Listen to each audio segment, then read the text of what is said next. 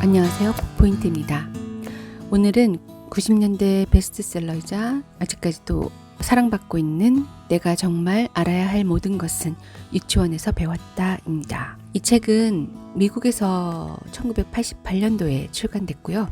뉴욕타임즈 베스트셀러 1위를 차지하고 97주간 베스트셀러 자리를 차지했는데요. 전 세계 103개국 31개 언어로 번역되어서 우리나라에는 1992년 첫 출간돼서 많은 사람들의 사랑을 받았죠.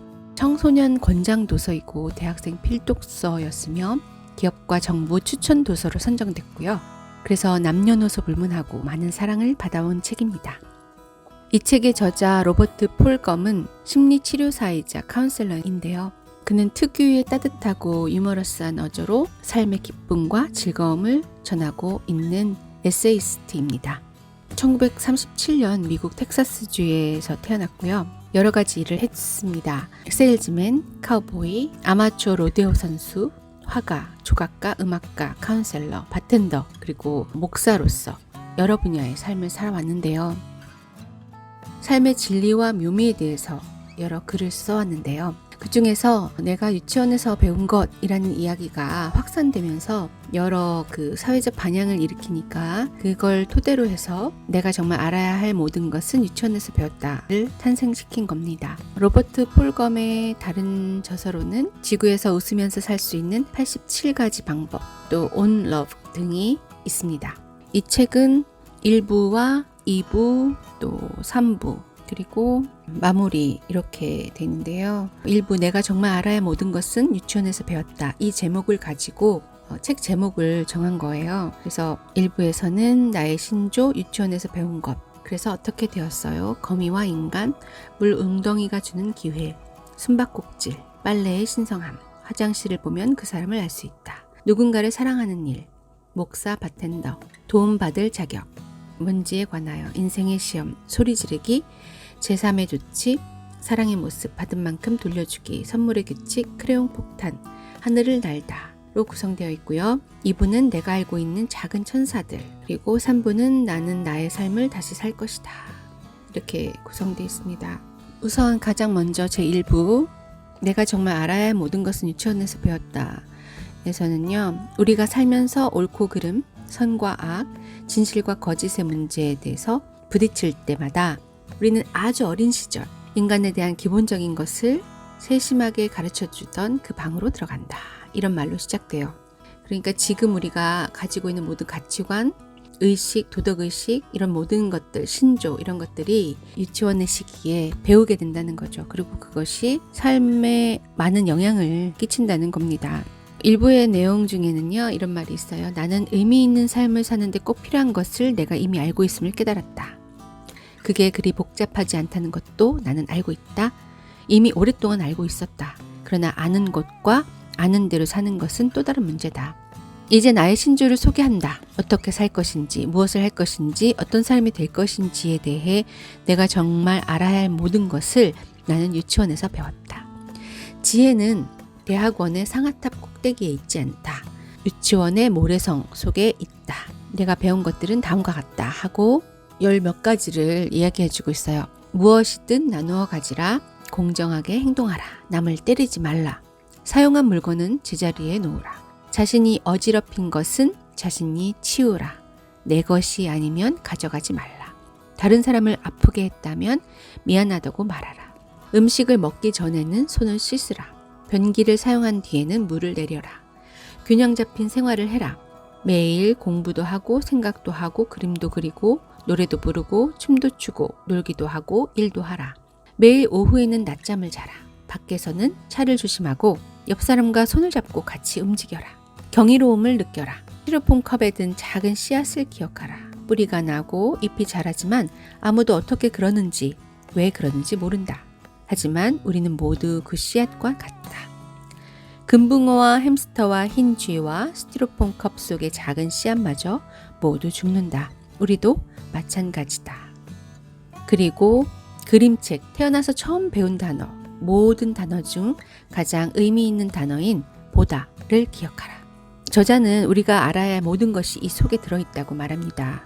황금률, 사랑, 기본적인 위생, 환경과 정치, 평등, 건강한 삶에 대해서까지 말이죠. 여기에서 아무거나 하나를 골라서 세련된 어른의 말로 고쳐서 말한다면 가족, 일, 정부, 세계 이렇게 나눠볼 수 있는데요. 이 세상에 사는 사람들 모두가 매일 오후 3시에 과자와 우유를 먹고 담요를 덮고 낮잠을 잔다면 얼마나 세상이 좋아질까요? 또 모든 나라가 사용한 물건을 제자리에 놓는다면, 자기가 어지럽힌 걸 스스로 치운다면 어떻게 될까요? 이런 얘기들을 나누고 있습니다. 유치원의 가르침이 아이들에게만 해당되는 게 아니고 단순하다고 말해서도 안 된다고 말합니다. 삶의 기본이 되는 것이라고 말하고 있죠. 우리는 아이들을 학교에 보냈는데 그것은 인간의 사회 기본 제도를 가르치기 위해서, 문명의 기초를 배우기 위해서라고 하는데요. 학교에서는 어린아이들도 이해할 수 있는 쉬운 말로 이 모든 것을 설명해 줍니다. 6살짜리 꼬마에게 폭력은 개인과 개인 간 혹은 사회와 사회 간의 건설적인 상호작용에 해가 된다는 것이 증명되었어 라고 말하면 이해하지 못하죠. 하지만 사람을 때리지 마라 하는 학교 규칙이 학교 밖 세상에서도 그대로 적용된다고 말해주면 알아듣겠죠. 하지만 지금 우리는 유치원에서 배운 것을 제대로 실천하지 않기 때문에 그에 대한 대가를 치르고 있다고 말해요. 학교에 가면 아이는 첫날부터 이해하기 쉬운 말로 이 사회와 문화에 대해서 배웁니다. 선생님은 규칙이라고 가르쳐주지만 사실 이 모든 것은 우리 인간이 힘겹게 싸워서 얻어내고 온갖 시험을 거쳐서 인간 행위 규범 중에서도 가장 핵심적인 것들이죠. 지식은 행동으로 옮겼을 때에만 의미가 있습니다. 내가 어떤 사람인가 하는 것은 무슨 생각을 하는지뿐 아니라 어떤 행동을 하는지에 따라서 결정되죠. 저자가 이야기하고 싶은 것은 처음부터 전체적인 그림을 그리고 살자는 것입니다. 삶과 죽음을 생사라고 표현하듯이 삶과 죽음은 하나라는 것, 하나의 짧은 사건임을 잊지 말자고 말합니다. 그리고 우리가 또 모르는 것 중 하나가 혼자선 살 수 없다는 거, 우리에게는 가족도 필요하고 친구도 필요하고 동반자, 동호회, 또 교회 모임 등 우리를 도와줄 사람들이 필요하다고 말합니다. 밖에 나가서는 옆 사람과 손을 잡고 같이 움직여라 하는 이 가르침은 살아가는 내내 필요한 말이라고 하죠. 바깥 세상에서는 삶이 위험하고 외롭습니다. 사람에게는 누군가가 항상 필요합니다. 늘 함께여야 하죠. 또 저자는 숨바꼭질이라는 그 소주제에서 이런 얘기를 해요. 토요일 저녁 해질 무렵 동네 아이들이 숨바꼭질을 하고 있습니다. 어릴 적에는 항상 한 동네에 꼭 잘 숨는 아이가 있었다고 해요. 저자의 동네에도 그런 아이가 있었는데요. 한참을 찾다가 아이가 숨은 곳을 못 찾으니까 그냥 내버려 두고 애들이 다 집에 간 거죠. 얼마 뒤 아이는 나타나서 친구들에게 자기 끝까지 찾지 않았다고 화를 냅니다. 그러면 그 친구들은 너는 놀이에 맞지 않게 너무 꼭꼭 숨어 있다며 오히려 아이에게 화를 냅니다. 우리는 숨기가 있으면 찾기도 있어야 한다고 말하고, 또 그 아이는 숨고 찾는 놀이이지 숨고 포기하는 놀이가 아니라고 따졌습니다. 이 아이는 다음번에도 너무 꼭꼭 숨어버립니다. 그러면서 저자가 아는 어떤 한 어른의 얘기를 하는 거예요. 그 저자가 아는 어떤 사람이 암 말기라는 사실을 알게 되었는데 그는 의사였어요. 죽음이 어떤 것인지도 잘 알고 또 자기 때문에 가족과 친구들이 고통받는 걸 원치 않았기 때문에 이 사실을 비밀로 했어요. 그리고는 어느 날 죽은 거죠. 주변 사람들은 그에 대해서 혼자 고통을 감내하다니 정말 용기 있는 사람이다 라고 감탄을 했지만, 가족과 친구들은 그가 자신들을 필요로 하지 않고 자신들의 힘을 믿어주지 않은 것에 화가 났다고 합니다. 그리고 작별 인사도 할 시간 없이 떠나버린 것에 가슴 아파했죠. 그는 너무 잘 숨은 것이었습니다. 들켜주었더라면 놀이를 계속했을 텐데 어른들 방식으로 숨바꼭질을 한 것이죠.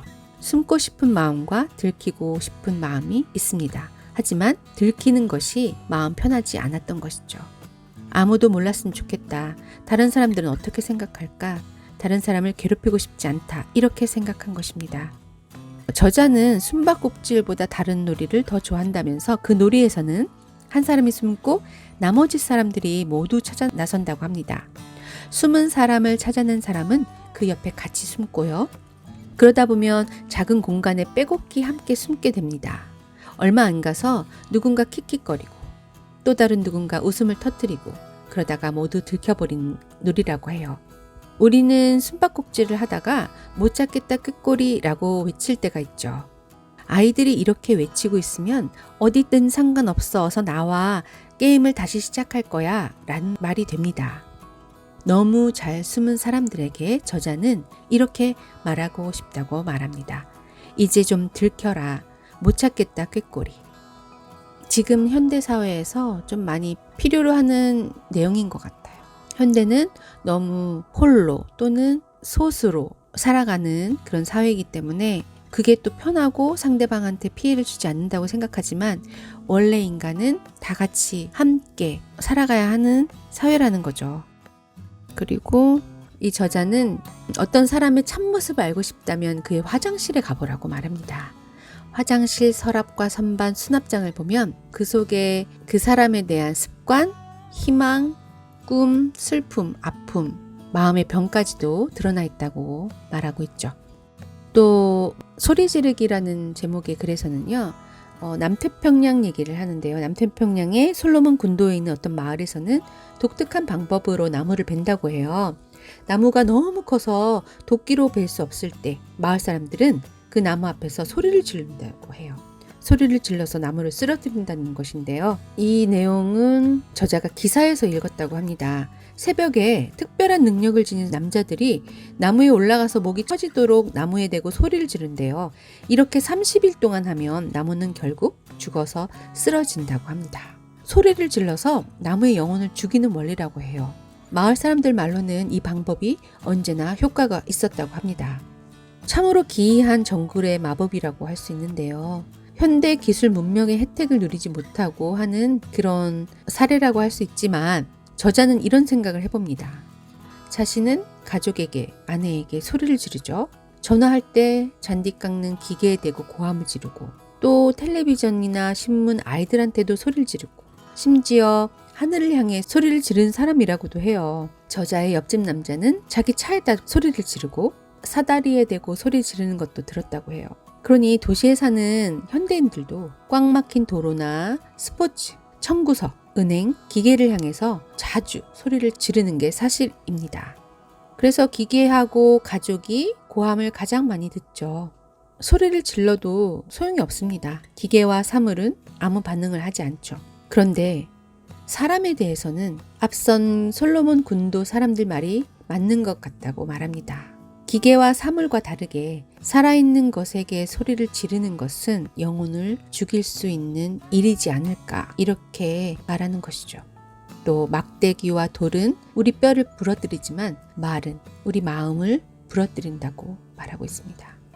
그리고 받은 만큼 돌려주기에서는요. 메논이라는 사람에 대해서 얘기하는데요. 이 사람은 제2차 세계대전이 끝나고 인도가 영국에서 독립하기 위해서 투쟁할 때 인도에 있었던 인물이에요. 메논은 영국 총독부 시절에 인도인으로는 최고위직에 올랐고 인도 독립선언문 최종안도 쓴 분입니다. 메논은 대부분 독립운동 지도자들과 달리 자수성가한 인물인데요. 옥스퍼드 대학이나 캠브리지 대학을 졸업한 것도 아니고 그를 지원해줄 신분이나 배경도 없었던 사람이라고 합니다. 12형제 마지로 태어나서 13살에 학교를 그만두고 노동자, 광부, 직공, 상인, 교사로 일하다가 인도 정부에서 사무원으로 일하게 됐는데요. 그곳에서 인도인 관리뿐 아니라 영국인 관리와도 일을 잘하는 뛰어난 재주가 있었다고 해요. 이 메논이라는 사람은 감정에 치우치지 않고 효율적으로 일을 처리하면서도 개인적으로 자선을 많이 베푼 사람이라고 하는데요. 메논이 죽은 다음에 그의 딸이 메논의 자선에 대해서 뒷이야기를 들려줬는데 어느 날 메논이 정부 일자를 찾기 위해서 델리에 도착했을 때 기차역에서 돈과 신분증 그리고 소지품을 몽땅 도둑맞은 적이 있다고 합니다. 그는 절망해가지고 이제 걸어서 집으로 돌아가야 될 처지가 되었는데요. 자포자기한 상태에서 어느 나이든 시크 교도에게 자신의 처지를 말하고 일자리를 얻을 때까지만 15루피를 빌려달라고 부탁했다고 합니다. 이 시크 교도는 돈을 주었고요. 메논이 돈을 돌려줄 주소를 물어보자 이 시크 교도는 앞으로 살아가는 동안에 낯선 사람이 공궁에 빠졌을 때 그에게 도움을 주라고 말했다고 합니다. 그러니까 낯선 사람에게 도움을 받았으니 낯선 사람에게 베풀라는 뜻이었죠. 메노는 그 빚을 결코 잊지 않고 자선을 베풀어 왔다고 해요. 이 이야기를 저자는 어떻게 듣게 되었냐 하면 어떤 낯선 사람한테 들었다고 해요. 저자가 어느 공항에서 수화물 센터에 가방을 찾아야 했는데 인도 돈이 하나도 없었대요. 직원은 여행자 수표는 받지 않는다고 했고 짐을 찾아서 비행기를 탈 수 있을지 이제 불안해지기 시작하는 순간이었는데요. 그때 옆에 있던 낯선 사람이 80센트 정도의 비용을 대줬다고 합니다. 그래서 저자는 어떻게 돈을 갚을까요? 하고 묻자 그가 사양하면서 메논 이야기를 들려줬다고 합니다. 그 사람의 아버지는 메논의 보좌관이었고 메논에게 자선을 배웠으며 자신의 배움을 아들에게도 물려주었다는 것이죠. 이 아들이 낯선 사람에게 빚을 지고 있다고 생각하는 전통을 이어나간 겁니다. 이름 모를 어느 시크 교도에서 인도 공무원에게로, 그의 보좌관에게로, 보좌관의 아들에게로, 그리고 절망에 빠진 이 저자에게로 자비가 이어진 거죠. 그 도움은 큰 돈도 아니었지만 그 베푼 선행은 돈의 가치를 떠나서 축복이라는 느낌을 주기에 충분하다는 겁니다. 바쁘게 움직이는 이 현대생활 하다 보면 어려움에 처한 사람들을 그냥 지나치기가 쉽죠. 하지만 우리가 살아가는 이 세상을 밝게 만드는 거는 큰 어떤 자선 사업도 필요하지만 우리 한 사람 한 사람이 그런 작은 선행을 베풀 때 그 모든 것들이 더 영향력이 크지 않을까 이런 생각을 해봅니다. 이 책에는 이런 내용들로 구성되어 있고요. 또 삶에서 느낄 수 있는, 깨달을 수 있는 사소한 이야기, 그렇지만 우리가 마음이 따뜻해지는 그런 이야기들 담고 있는데요. 이 저자는 뒤에서 그 유치원을 졸업하고 배운 것들에 대해서 몇 가지 그 신조들을 더하고 있는데요. 모든 것은 멀리서 보면 더 좋아 보인다. 결심을 했으면 그대로 살아야 한다. 모든 것은 무엇인가의 걸음이 된다. 그들은 없다. 오직 우리만 있다. 당신이 생각하는 것을 모두 믿는 것은 실수다. 사람은 어떤 것에도 익숙해질 수 있다. 상황이 나빠 보일 때 실제로 그만큼 나쁠 수도 있다. 굿나잇 키스를 해줄 사람이 늘 옆에 있다면 도움이 된다. 이런 신조를 추가했습니다. 우리도 살아가면서 삶을 돌이켜보고 또 그 속에서 깨달음을 얻을 때가 있죠. 그런 것들을 또 하나둘씩 적어보는 것도 좋을 것 같아요. 이 저자처럼. 어차피 삶은 해석하기 나름이라는 생각도 들었습니다. 오늘 리뷰는 여기까지 하고요. 다음 시간에 뵙겠습니다. 감사합니다.